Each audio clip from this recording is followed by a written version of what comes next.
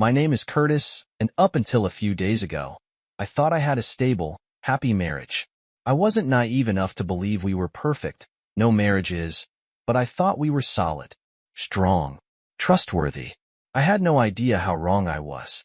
It started on an ordinary evening. Nothing felt off, no warning signs, no gut feeling telling me to be careful. My wife, Lorna, had been acting a little distant, but I chalked it up to stress. Work had been demanding for both of us, and I figured we just needed some time together. I even made plans for a weekend trip, thinking maybe a change of scenery would bring us closer again. But I never got the chance to bring it up. That night, I came home later than usual. I had been caught up at the office, finishing a project, and when I finally pulled into our driveway, I noticed something strange. Another car was parked outside. Not a neighbor's.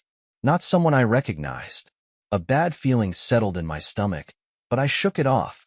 Maybe she had a friend over. Maybe it was something innocent. I had no reason to doubt her. At least, that's what I told myself. I stepped inside, and everything felt off. The house was too quiet, yet somehow filled with an energy that made my skin crawl. The kind of tension you can't see but you can feel. And then I heard it. Laughter. Hers. But not just hers. There was a man's voice too.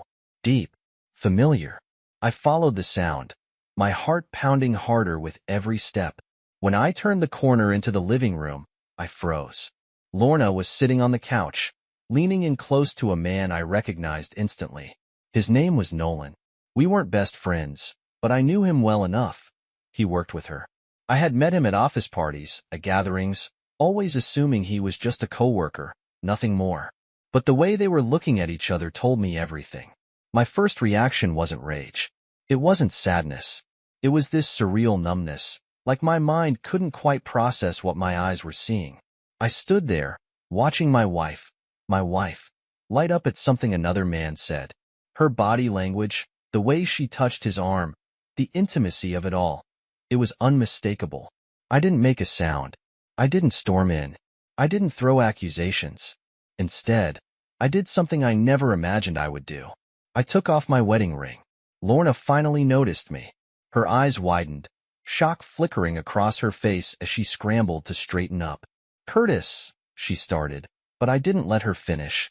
I walked forward, calm, too calm, and I placed the ring right on the coffee table between them. "You dropped this somewhere along the way," I said, my voice steady. Nolan stiffened. He knew. He knew I had caught them. But Lorna? She hesitated, her mouth opening and closing like she was struggling to find the right words. "Curtis, wait." But I was already turning away. My hands weren't shaking. My voice hadn't cracked. I felt nothing. Or maybe I felt too much. So much that my body just shut down. I walked to the door, but before I stepped out, I looked back just once. "You might want to figure out how to explain this," I said. "Because whatever you thought this was, it's over." And then I left. I had no idea what would happen next. But what had happened? It was something I never could have predicted. I didn't drive home that night. Not because I didn't have a place to go, but because I didn't want to go home. Home? The word didn't even feel right anymore. The house where I had spent years building a life with Lorna now felt tainted, like it belonged to someone else. So, I drove aimlessly, the city lights blurring past me as my mind raced. I replayed the scene over and over. The way she leaned in close, the way she laughed, the way Nolan didn't even have the decency to look ashamed. But the strangest part? I still wasn't angry. Maybe it was shock. Maybe my brain hadn't caught up with the reality of it all. But instead of rage, I felt this eerie calm, like I was watching my life unravel from a distance. At some point, I pulled into a late-night diner. One of those old-school places with flickering neon signs, and a waitress who looked like she'd been working there since the 80s. I sat in a booth by the window, ordered a coffee, and stared out into the night. That's when my phone buzzed. "Lorna." I didn't answer. Another buzz. Another. Then a text. "Curtis, please come back. We need to talk." I let out a bitter laugh. Talk? Now she wanted to talk? Where was this urgency when she was wrapped up with Nolan, giggling like a schoolgirl? I set my phone face down on the table and took a slow sip of coffee, feeling the warmth spread through my chest. It should have comforted me. It didn't. Minutes passed, maybe an hour, and then another text came through, one that made my stomach drop. Curtis, please. He's gone. Just come home. I didn't respond. Instead, I stared at the message, trying to decipher it. He's gone. Did she kick him out? Did he leave on his own? And why did it sound like she was alone? A twisted part of me wanted to see her squirm, to let her sit in her own guilt and deal with the silence. But curiosity got the better of me. I paid my tab, got back in the car, and started driving. Not because I forgave her, not because I was ready to talk, but because something about that text, it didn't sit right with me. When I finally pulled into the driveway, I noticed something immediately. The other car, the one that had been there when I arrived earlier, was gone. The house was dark, except for a single light in the living room. I could see her silhouette through the window, pacing. I stepped inside, and the moment she saw me, her whole body sagged with relief. Curtis, she breathed, like she had been holding her breath for hours. I didn't say anything. I just closed the door behind me and folded my arms, waiting. She hesitated, then took a step closer. He left. As soon as you walked out, he left. I nodded, as if that meant anything to me. Good for him. Lorna flinched at my tone. I didn't mean for you to find out like that. I let out a humorless laugh. So, what? You did mean for me to find out? Just in a different way? Her face crumpled. No, I never wanted you to find out at all. Wrong answer. I clenched my jaw, feeling the first flicker of something close to anger. That's supposed to make me feel better? She shook her head quickly, tears welling in her eyes. No, Curtis, I screwed up, okay? I made a mistake. I tilted my head. A mistake? How long? Her throat bobbed. How long? A beat of silence. Then, finally, a few months. I exhaled through my nose, staring past her like she wasn't even there. Months. While I was out here thinking we just needed a weekend getaway, she had been sneaking around behind my back for months. She reached for me, but I took a step back, shaking my head. Don't. Curtis, please, she whispered. It didn't mean anything. I swear. It was stupid. I was stupid. I looked at her then, really looked at her. And for the first time in 10 years, I saw her for what she was. A stranger. I shook my head, took a slow step toward her, and spoke in a voice so calm it scared even me. You've got one chance, I said. One chance to tell me the truth. No more lies. No more sugarcoating. Lorna's eyes widened. I am telling you the truth. Are you? I studied her, waiting for her to crack. And then she did. The tears, the guilt, the trembling hands, they all fell away. And for a single second, I saw something else flash across her face. Something cold. Something calculating. And that's when I knew. She wasn't sorry. She was scared. Not of losing me, but of what would happen next. I stood there, watching Lorna, waiting for her to say something, anything, that would prove me wrong. That would make me believe, even for a second, that the woman I married still existed somewhere beneath the betrayal. But I saw it in her eyes. She wasn't devastated because she had hurt me. She wasn't breaking down because she had ruined our marriage. She was scared because she didn't know what I would do next. And that realization hit me harder than anything else. Why now? I finally asked, my voice even. Why tonight? Why him? She exhaled shakily, rubbing her arms like she was cold. Curtis, I raised a hand. No, none of that. No, I didn't mean to. No, it was a mistake. Just tell me the truth. Her jaw tightened. Then, after a long silence, she whispered, because I wanted to see if I still could. I blinked. What? She looked up at me, eyes wet, lips trembling, but I wasn't falling for that anymore. I wanted to see if I still had something. I don't even know how to explain it, Curtis. I felt like we were just going through the motions, and I wanted to feel wanted. I didn't plan this. It just happened. I laughed then.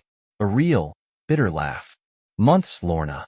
You're telling me you accidentally fell into someone else's arms for months? Her face crumbled. I don't love him. That made me pause. Not because I cared whether she loved him or not, but because I suddenly realized what she wasn't saying. She hadn't said she loved me, either. I let that settle between us. The silence stretched, heavy, suffocating. You know, I said after a moment, I came back here tonight thinking maybe, just maybe, I'd hear something that made sense. That would at least explain why you threw everything away. She stepped forward. Curtis. I stepped back. No, I said sharply. You don't get a reach for me now. Not after this. Her hands fell to her sides. I ran a hand through my hair, exhaling slowly. So, what now? What's the big plan? You said Nolan left. Did he leave for good? Or just until you could figure out how to fix this mess? Lorna flinched. I told him to leave. Why? She hesitated. I gave a humorless chuckle. Because you got caught? Or because you actually want to fix this? She didn't answer. And that told me everything. I turned for the door. Curtis, please, she said quickly. Please, don't do this. I stopped with my hand on the doorknob. Do what, Lorna? Just don't leave. Stay. Let's talk. Let's figure this out. I turned to face her, and for the first time since I walked in, I let her see it. The exhaustion, the disappointment, the weight of what she had done. Figure what out? I asked, voice barely above a whisper. How to pretend this didn't happen. How to go back to the way things were. She swallowed hard. I shook my head. You don't get it, do you? Her lip trembled. Curtis, You broke us. Tears spilled down her cheeks. I know. No, I said, stepping closer, my voice steady. You don't know. You don't know what it feels like to look at someone and realize they were never who you thought they were. To know that every single moment I trusted you was just a joke to you. She sobbed into her hands. But I didn't comfort her. Not this time. You made your choice, I said finally. And now I'm making mine. Then, without another word, I opened the door and stepped out into the cold night. And for the first time in years, I felt like I could breathe. But what happened next? That was the part one never saw coming. I didn't go far that night. I drove around for a while, my hands gripping the steering wheel so tightly my knuckles turned white. My mind was a storm. Memories of our life together clashing with the cold, hard truth of what she had done. At some point, I found myself parked outside a cheap motel. The neon vacancy sign flickered in and out, buzzing in the quiet night.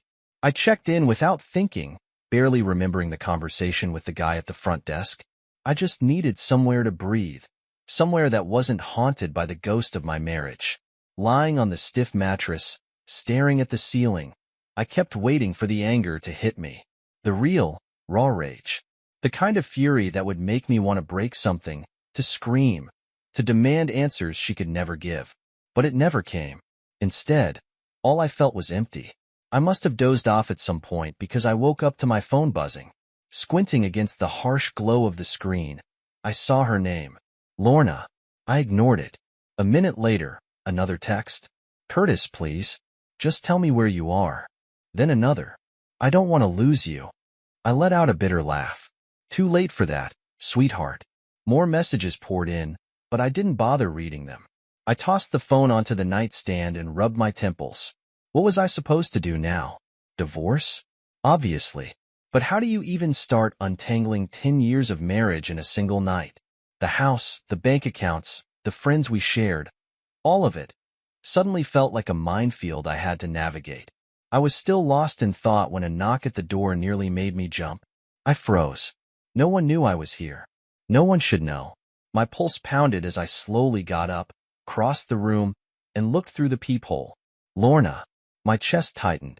How the hell had she found me? I hesitated before opening the door just wide enough to see her face. She looked like she hadn't slept, her eyes red-rimmed and glassy. Curtis, she breathed, relief flooding her expression. Thank God.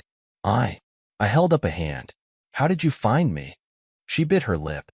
Your location is still linked to my phone from when we shared our accounts. I had to talk to you. I exhaled through my nose. There's nothing to talk about. Please. Her voice cracked. Just hear me out. Something in me wanted to slam the door in her face, to walk away without another word. But against my better judgment, I stepped aside and let her in. She walked in hesitantly, as if she knew she didn't belong there. She wrapped her arms around herself, her breath shaky. Curtis, I know I hurt you. And I know I can't take it back. But I swear I was going to end things with him. I was just scared. I scoffed. Scared of what, exactly? That I'd find out? That he wouldn't want you after I left? Her face twisted. No. Scared of losing us. I shook my head in disbelief. You lost us the second you decided I wasn't enough. Tears streamed down her face. I hate myself for this. I wish I could go back and undo everything. I studied her, searching for something real in her words. Some part of me wanted to believe her, wanted to think this was just some terrible mistake that could be fixed. But then she made a mistake. She sniffled, wiped her eyes, and whispered, I already told Nolan it was over. I stilled. You told him? I repeated. So, that means it wasn't over before I caught you? Lorna's breath hitched. I mean, I was going to end it. I laughed bitterly, running a hand over my face. Wow. Just wow. Curtis, please, she begged. I don't want to lose you. I looked at her then, really looked at her. And in that moment, I realized something I should have known from the start. She wasn't here because she loved me. She was here because she was losing control. And she hated that more than anything. I took a deep breath, then reached into my pocket. My fingers closed around the cold metal. Without a word, I took out my wedding ring, held it up between us, and placed it on the motel nightstand. Lorna's face crumpled. Curtis. I met her eyes, my voice steady. You don't have to lose me, Lorna. I stepped back toward the door, opening it. Because I was never yours to begin with. She let out a strangled sob, but I didn't wait for a response. I walked out, leaving my past behind. I thought that was the end of it, but I had no idea what was coming next. I left Lorna in that motel room, but she wasn't done with me. Not by a long shot. The next few days were a blur. I went back to work, tried to go about my life like I wasn't dragging a storm behind me. But the weight of what happened clung to me like a second skin. Everywhere I went, I felt like people could see it on me. The betrayal, the exhaustion, the emptiness. Lorna kept texting, calling. I ignored her. Then came the emails. At first, they were the same desperate pleas. Please talk to me. Please don't do this. I love you. It was a mistake. But then, the messages started changing. One morning, I opened my inbox to find a single sentence staring back at me. I need to tell you the truth about Nolan. I stared at the screen, my stomach twisting. I knew better than to take the bait, but against my better judgment, I typed out a response. I don't care. Don't contact me again. Less than 5 minutes later, my phone rang. I almost didn't answer, but something inside me, some morbid curiosity, some unresolved bitterness, made me pick up. Lorna's voice came through the line, small and shaky. Curtis, please. Just hear me out. I sighed. You've got 2 minutes. There was a pause, then she whispered, I wasn't the only one. I frowned. What? She took a deep breath. Nolan. He's been doing this for years. With other women. Women he works with. I wasn't special to him. I was just another name on his list. I ran a hand down my face. You think that changes anything? No, but, she hesitated. You should know. One of those women was married to your boss. My blood ran cold. I sat up straighter. What did you just say? She sniffled. Her name's Melissa. She's been married to Greg for 10 years. And Nolan. He's been sleeping with her for months. Just like he was with me. I felt like the air had been sucked out of the room. Greg wasn't just my boss. He was one of my closest friends. The man who gave me my first big break. Who stood by me through tough times. Who once told me I was like family to him. And his wife had been tangled up with the same man who destroyed my marriage. The room started spinning. You're lying, I said. Lorna let out a bitter laugh. I wish I was. But if you don't believe me, ask Greg yourself. I ended the call without another word. For the first time since this nightmare started, I wasn't just drowning in my own betrayal. I was about to drag someone else into the storm. And I had no idea what I was about to uncover. I sat there, phone clutched in my hand, my mind racing. Greg. The man I respected. The man who had my back for years. The man who always spoke about loyalty, trust, and hard work. And his wife had been sleeping with the same man who wrecked my marriage? I had two choices. I could walk away, bury this, let Greg find out on his own like I had. Or I could do what no one did for me. My hands were steady as I dialed his number. It rang. Once. Twice. Then Greg's voice came through, casual and unsuspecting. "Curtis, my man. What's up?" I hesitated for half a second. Then, "We need to talk. Now." The shift in his tone was instant. "What's wrong?" "Not over the phone. Meet me at Ray's in 20. Silence. Then, "I'll be there." The diner was nearly empty when I arrived. I sat in a booth near the back, hands clasped together, running over the words in my head. How do you tell a man his wife has been cheating? How do you say, "Hey, remember that guy who's been smiling in your face at work? Yeah, he's been sleeping with your wife." Greg walked in 10 minutes later, his face drawn in confusion. He slid into the booth across from me, setting his phone on the table. "All right, you've got me worried. What's going on?" I took a slow breath. "It's about Melissa." His brow furrowed. "What about her?" I met his gaze, steady and unflinching. "She's having an affair." Greg went completely still. The silence stretched, thick and suffocating. Then, finally, he let out a dry chuckle. "Is this some kind of joke?" I shook my head. His face hardened. "What the hell are you talking about?" I leaned forward. "It's Nolan." That name alone was enough to make Greg's expression crack. I saw the way his eyes darkened, the slight twitch in his jaw. "You're lying." His voice was flat, but I could hear the edge in it. I pulled out my phone, opened Lorna's last message, and slid it across the table. "Read it." Greg stared at the screen. I saw the moment the words sank in, the way his grip tightened around the phone, the way his nostrils flared. Then, without a word, he stood up. "Greg." But he was already moving. I threw some cash on the table and followed him outside. "Where are you going?" I demanded. He didn't stop. "To get answers." "Greg, wait." I grabbed his arm, forcing him to face me.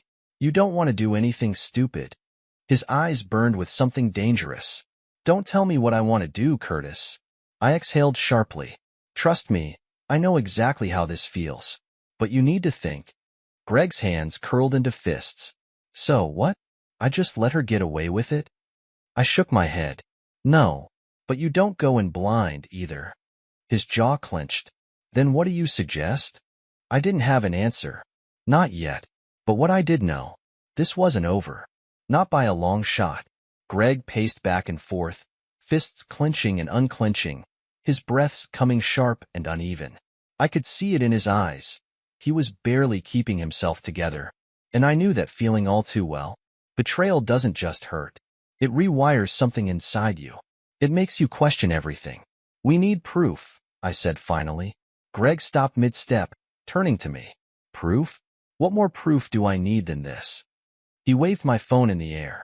"Your wife admitted it. That should be enough." I shook my head. "It's not. If you go in there with just my word and a text message, she's going to deny it. Twist it. Make you the bad guy." Greg's jaw tightened. He didn't want to hear it, but deep down, he knew I was right. After a long pause, he exhaled. "So what do we do?" I hesitated. Then, before I could second-guess myself, I pulled up a number on my phone and hit dial. It rang twice before a voice answered. "Didn't expect to hear from you again so soon," Lorna said, her voice hesitant. Greg stiffened at the sound of her name. "I need you to do something for me," I said flatly. A pause. Then, warily, "What?" I took a breath. "Meet me. Right now." Silence. Then, "Where?" I looked at Greg. He nodded. "At your place," I said. "And bring your phone. You're going to call Nolan." Hashtag, hashtag, hashtag. We waited in the car, parked across the street from my old house. The lights were on inside, and through the window, I could see Lorna pacing. Greg tapped the steering wheel impatiently. "You sure she'll do it?" I nodded. "She's desperate to make things right. She'll call him." A few minutes later, my phone buzzed. A text from Lorna. "He's picking up. Listen in." I put her on speaker. The call clicked on. "Lorna?" Nolan's voice was cautious, like he already knew something was wrong. You need to tell me the truth, Lorna said, her voice shaky. How many women have there been? A long silence. Then, finally, Nolan let out a slow sigh. Does it matter? Greg's entire body tensed beside me. Yes, it matters. Lorna snapped. Were you with Melissa? Another pause. Then, casually, Nolan said, You really want the list, sweetheart? Because trust me, you weren't special. Greg grabbed the dashboard so hard I thought he might rip it off. Lorna's voice cracked. I trusted you. Nolan chuckled. That's on you, then, isn't it? I could hear her breath hitch. And what about Curtis? What about Greg? Nolan let out a low laugh. Curtis? Come on, you think I was worried about him? He was never going to find out. And Greg? Well, Melissa's had her fun. I don't see why she should stop now. That was it. Greg threw open the car door and stormed toward the house. I barely had time to react before I was right behind him. Lorna swung the door open just as Greg reached the porch, her eyes wide with fear. Greg, wait. But he brushed past her, heading straight for the kitchen where Melissa stood frozen, her phone still in her hand. Her face drained of color when she saw him. Greg. He cut her off. Don't. Just don't. Melissa's lips parted, but no words came out. She knew. She knew. And then, without another word, Greg took off his wedding ring, placed it on the counter, and walked out. I followed him. As we stepped back onto the porch, Greg let out a slow breath. I'm done. I nodded. Me too. We stood there in silence, two men who had just lost everything. And yet, somehow, for the first time in a long time, I felt free. Greg and I stood in the cold night air, the weight of everything that had just happened settling in. It was over. No more lies. No more betrayals. No more clinging to a past that had already crumbled beneath us. Greg let out a deep breath and turned to me. So, what now? I gave a small, tired smile. Now? We move forward. He scoffed. Forward. Sounds easy when you say it. I shrugged. It's not. But it's better than staying stuck in this mess. For the first time in days, I felt something shift inside me. The anger, the pain. It was still there, but it wasn't all I felt anymore.